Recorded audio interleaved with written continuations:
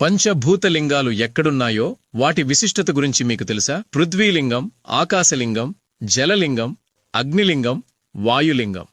వీటిని పంచభూతలింగాలు అంటారు. వీటిలో మొదటిది పృథ్వీలింగం. ఇది మట్టిలింగం, కంచిలో ఉంది. ఇక్కడ మహాదేవుడు ఏకాంబరేశ్వరుడిగా ఉద్భవించాడు. ఈ శివలింగాన్ని పార్వతీదేవి ప్రతిష్ఠించింది. ఇక్కడ ఉన్న అమ్మవారిని కామాక్షీదేవి అంటారు. అష్టాదశ శక్తిపీఠాలలో ఇది ఒకటి. రెండవది ఆకాశలింగం. ఇది తమిళనాడులోని చిదంబర క్షేత్రంలో ఉంది.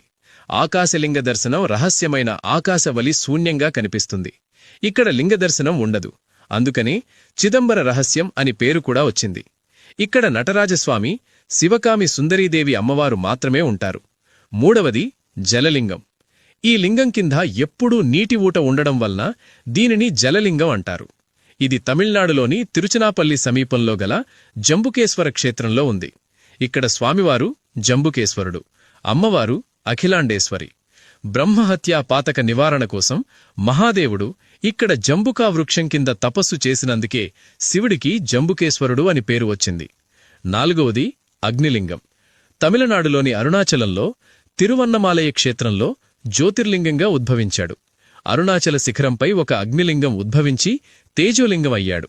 ఆయన పేరే అరుణాచలేశ్వరుడు. ఐదవది వాయులింగం. ఆంధ్రప్రదేశ్ తిరుపతికి దగ్గరలోనే శ్రీకాళహస్తి క్షేత్రంలో వాయులింగంగా ఉద్భవించాడు. ఇక్కడ శివుడిని శ్రీకాళహస్తీశ్వరుడు అని అంటారు.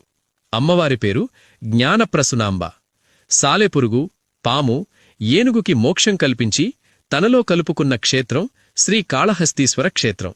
మీకు ఎటువంటి నరదిష్టైనా తల్లిగి ఐశ్వర్యం కలగాలంటే ఇప్పుడే స్క్రీన్ మీద ఉన్న బెస్ట్ క్వాలిటీ కరుంగలి మాల ఆర్డర్ చెయ్యండి.